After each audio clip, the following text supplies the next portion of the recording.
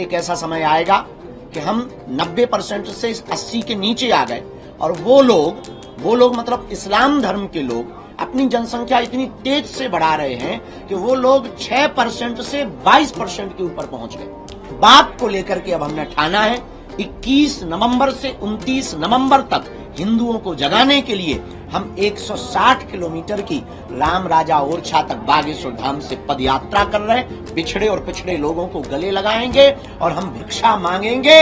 इस देश का सबसे बड़ा जहर है जात पात, ऊंच नीच, भेदभाव और गांव गांव में ये रूढ़िवादिता बहुत है। तो वो लोग 6% से 22% के ऊपर पहुंच गए।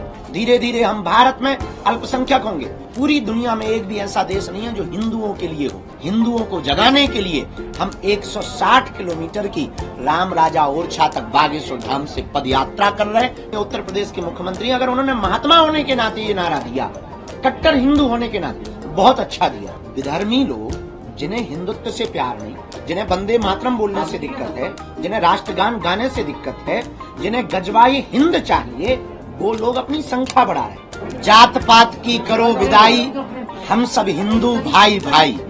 जात पात और भेदभाव को जड़ से हमें मिटाना है, हमें भारत भव्य बनाना है। इसी विषय को लेकर हिंदुस्तान में रहने वाले लोगों को हिंदुस्तानी होने का गर्व हो, इस बात को पुष्ट करने के लिए इस देश का सबसे बड़ा जहर है जात पात, ऊंच नीच, भेदभाव और गांव गांव में ये रूढ़िवादिता बहुत है। गांव गांव में अंधविश्वास बहुत है। एक जन जागृति संकल्प को लेकर के हमने विचार किया कि सब लोग हमसे मिल पाते हैं, पर हम बिछड़े और पिछड़े लोगों से नहीं मिल पाते हैं। इस देश में कोई भी लड़ाई होती है तो या तो ये ब्राह्मणों से होती है, या क्षत्रियों से होती है, या वैश्यों से होती है, या शुद्ध वर्ण से होती है। कोई भी हिंदुस्तानी से नहीं होती।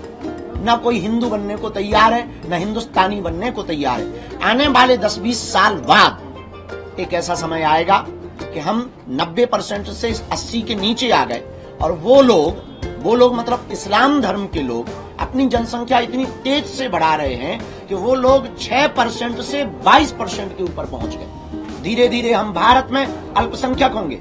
लगभग 65 देश हैं इस्लामों के, 95 से ज्यादा देश हैं ईसाइयों के, पर पूरी दुनिया में एक भी ऐसा देश नहीं है जो हिंदुओं के लिए हो। Suriname, Cambodia, Indonesia, Nepal, Fiji, Mauritius, इन देशों में रहने वाले हिंदुओं पर वहां की सरकार अगर अत्याचार करती है, आज जैसे कनाडा में कर रही है, और अगर उनको भगा दिया जाता है तो हिंदुओं के लिए एक भी जगह नहीं है जहां वो सुरक्षित रह सकें।